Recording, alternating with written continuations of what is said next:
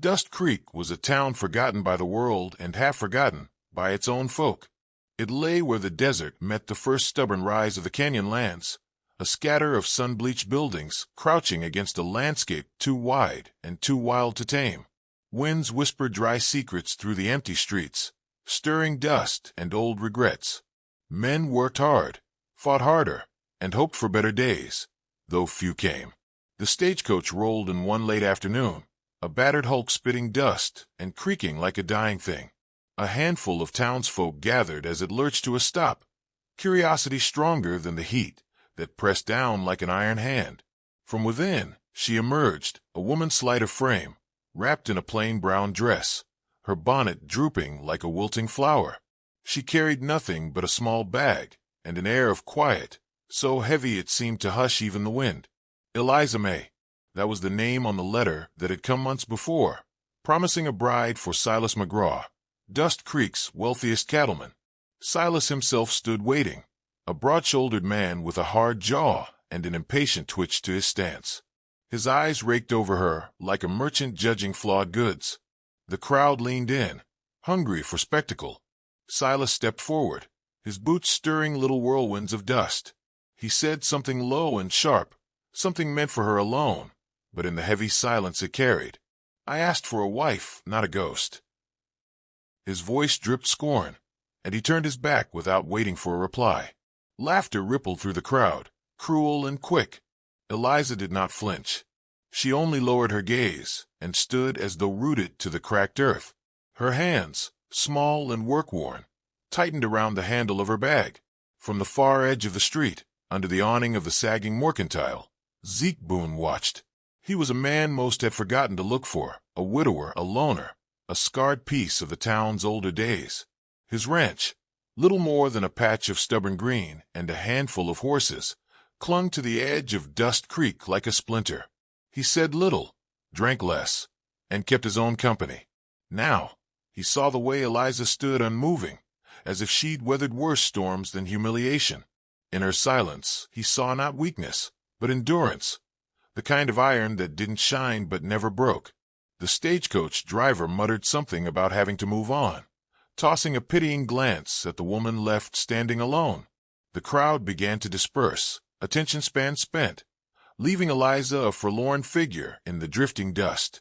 Zeke pushed away from the wall and walked toward her, his boots slow and steady against the wooden walk. He tipped his hat in a greeting that was more respectful than any she had received since stepping off the coach. "Ma'am," he said, his voice low, carrying no pity, only a plain offer. "If you're needing a place to go, I got room at my ranch. Not much, but it's clean and safe. No obligations, just a roof if you want it." For a long moment, she didn't move. Then, without a word, she lifted her eyes to his. They were a stormy gray, full of something old and unreadable. She gave a single, solemn nod. The two of them set off down the street together, a silent pact between two souls worn by the world. Behind them, the town of Dust Creek turned back to its slow decay, forgetting the scene almost as soon as it had unfolded. But not everyone forgot. In the shaded corners of the saloon, rough men with mean eyes whispered. They spoke of a woman too proud for her place, and a cowboy too stubborn to know better. Whispers that traveled faster than any stagecoach, setting in motion wheels of trouble yet unseen. As Zeke hitched his horse and helped Eliza up behind him, he felt it, that subtle shifting of fate, the kind that never made a sound until it was too late to turn back. He glanced at the woman seated lightly behind him, her hands firm at his waist, her silence speaking louder than any vows.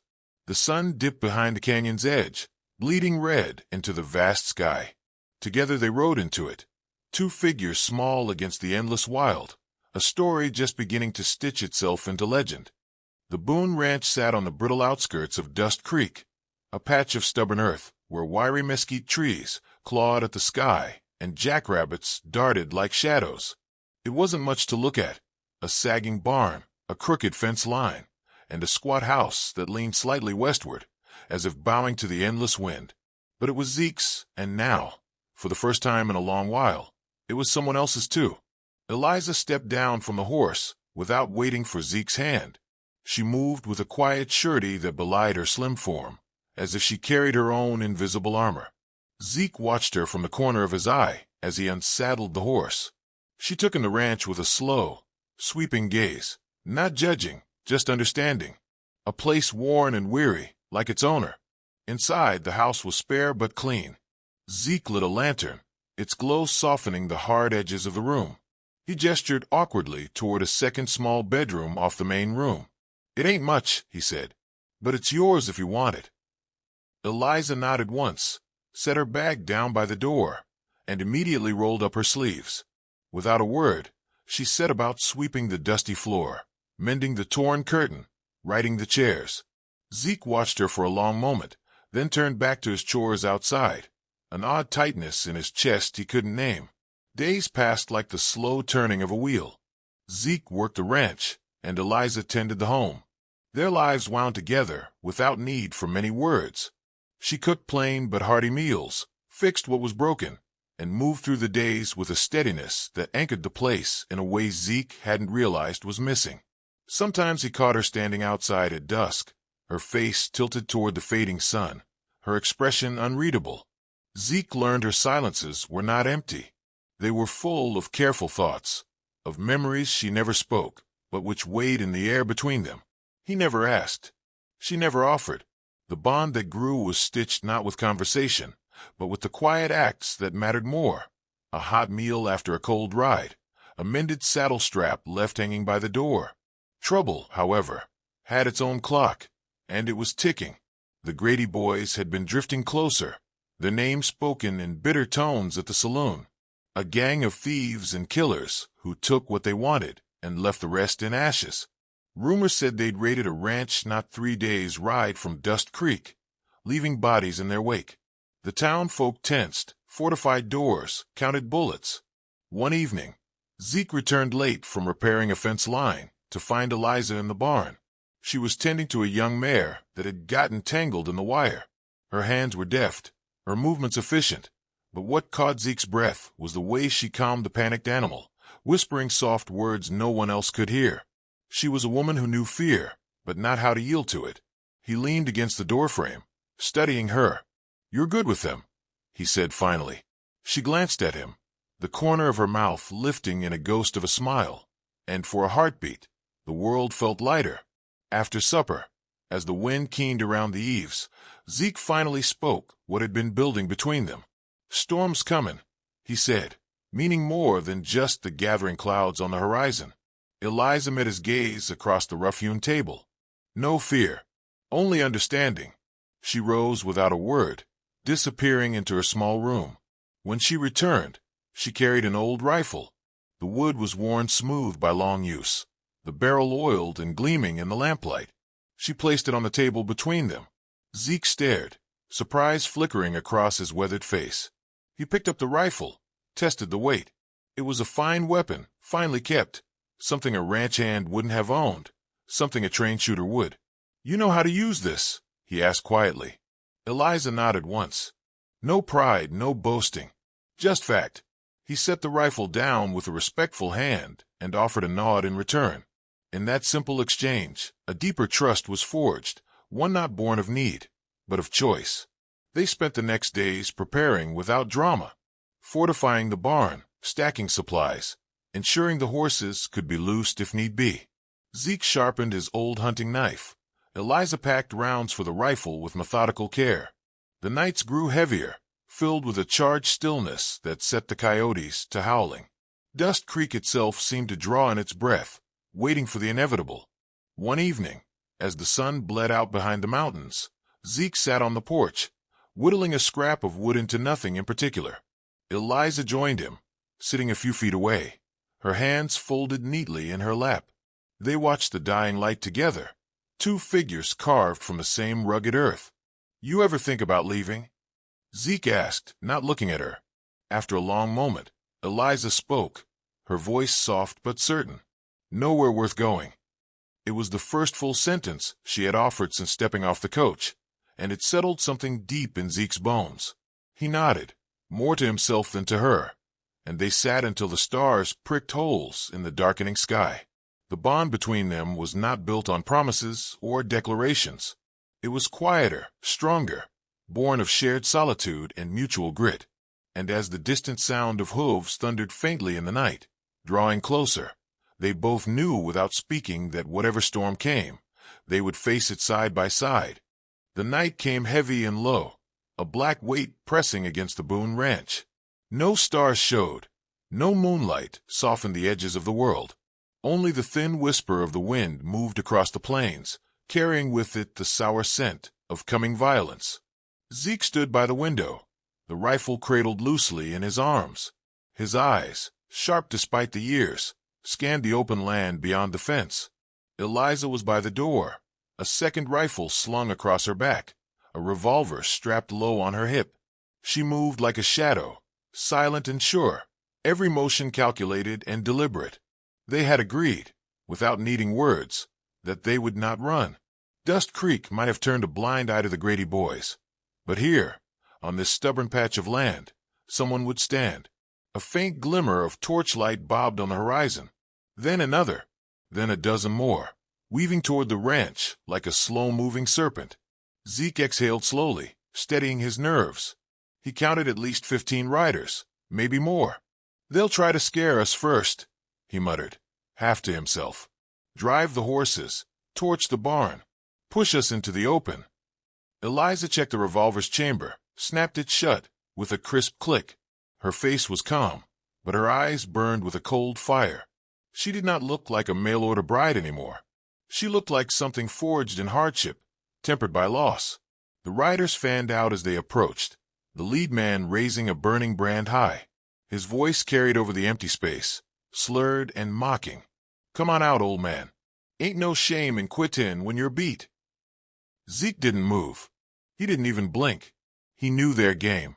Draw them out, make them run, pick them off easy. Eliza shifted to the side of the doorway, melted into the shadow. Her fingers brushed against the trigger guard of the rifle with a familiarity that spoke of years beyond Dust Creek, years she'd never mentioned. The Grady boys hooted and hollered, riding circles around the barn. One tossed a torch onto the dry hay by the wall. Flames licked upward hungrily, catching fast. Zeke's jaw tightened. The barn was a loss. He had known it would be. The house was what mattered now. The riders grew bolder, drifting closer. A shot rang out, wild and high, a warning more than an attack. Eliza didn't flinch.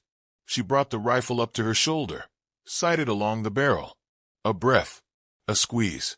The first rider toppled from his horse like a sack of grain, the torch falling from his hand and sputtering in the dust. For a heartbeat, the night froze. Then the Grady boys howled in fury, spurring their horses toward the house. Bullets slammed into the walls, punched through the windows, whining past Zeke's ear. He fired methodically, dropping another man who charged too close, his own wild shot spinning harmlessly into the dirt. Eliza moved like a wraith, flowing from window to window, her rifle speaking sharp and fast. She hit what she aimed at. No wasted bullets, no wasted breath. The Grady boys had expected fear. Instead, they found precision and fire waiting for them. A few broke off, trying to flank the house. Zeke caught movement out of the corner of his eye and barked a warning. Eliza was already moving, slipping out the back door under the cover of the dark. Zeke laid down covering fire, the sharp retort of his rifle echoing across the flat land. He trusted her to do what needed doing. Outside, near the corral, Eliza found her targets, 3 men slinking through the brush, thinking they were unseen. She dropped to one knee, steadied the rifle against a fence post, and squeezed off 3 shots in quick succession. 3 bodies hit the ground almost as one. The tide began to turn. The Grady boys, fierce when drunk and many, found themselves bleeding and scrambling before an unseen enemy who fought with the calm patience of someone counting down a ledger. Zeke picked off another as he tried to set fire to the house itself, the bullet punching cleanly through the man's shoulder. The outlaw screamed and fell back, clutching at the blood slicking his side. The leader of the gang, a thick-necked brute named Caleb Grady, rode forward, rage twisting his face into something near feral. He hauled a shotgun from a scabbard at his saddle, roaring as he fired blindly into the dark. "You think you can kill the Grady boys?" he bellowed. "We're death coming for you." Zeke stepped onto the porch, shotgun in hand, his figure outlined by the glow of the burning barn. His voice carried, low and ironclad. "You came here looking for easy pickings," he said. "You found your end instead." Caleb roared and kicked his horse into a charge. From the shadow by the well, Eliza stepped forward. Her rifle rose smooth as breath. One shot. Caleb tumbled from the saddle, hitting the ground with a sound that was more final than any scream. The surviving gang scattered like leaves before a storm, riding hard into the night, leaving behind their dead and dying. The barn was lost, and the house bore fresh scars, but the ranch still stood. As the last echoes of hooves faded into the distance, Zeke lowered his shotgun and exhaled, the weight of the night settling into his bones. Eliza emerged from the dark, the rifle cradled against her side. They exchanged no words. None were needed. They had held the line. Together, they stepped back into the battered house, the first hints of dawn smudging the black sky to a softer gray. There would be work to do come morning, repairs to be made, horses to be calmed, wounds to be tended. But for now, for this one hard-earned breath, they had won. The first true light of morning spilled across the Boon ranch, washing the blackened ruins of the barn in a pale gold that made even the scars of battle seem softer. Smoke still curled and thin, defeated ribbons toward the endless sky. The horses, skittish through the night, had calmed, huddling near the broken corral where Eliza had quietly seen to their wounds, while Zeke slept for the first time in 2 days.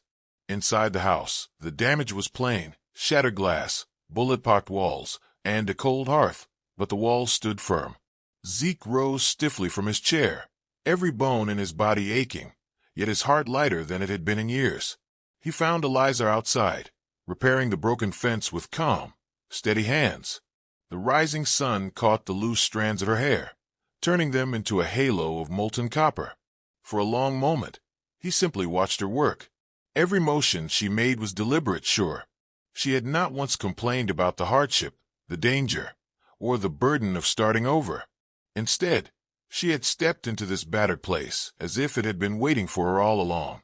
Zeke cleared his throat, feeling suddenly awkward. "Ain't much of a welcome," he said, voice rough. "Barn's gone.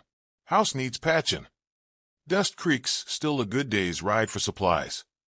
Eliza glanced up, the corner of her mouth lifting in a hint of a smile. "I've known worse," she said softly. It wasn't just words. There was a weight behind them, a silent ledger of harder days in darker places that she did not speak of, but carried within her like iron. They worked side by side through the morning, mending what could be mended, hauling what was lost into a growing pile near the edge of the yard. A fresh start had never looked so much like hard labor, but neither seemed to mind. Sweat and dust blurred the hours until the sun hung high overhead, casting short shadows and a baking heat across the land. When they paused at last, Zeke fetched a dented tin of coffee and poured them each a cup. They sat on the porch steps, sharing the silence between them like an old, familiar friend. "You got a place you aim to go?" he asked, not looking at her directly. Eliza traced a finger along the rim of her cup, thoughtful. "Had one once," she said. "Doesn't seem to fit no more." Zeke nodded, understanding in the way only a man who had lost his own place in the world could. He stared out across the wide open land, where the horizon ran on forever and the grass whispered in the wind. "You're welcome to stay," he said finally, voice low and sure. "Ain't much to offer, but it's honest." Eliza looked at him then, really looked. In his lined face, she saw something solid, something rare, a promise without pretty words or easy exits. A life, maybe, built one hard day at a time.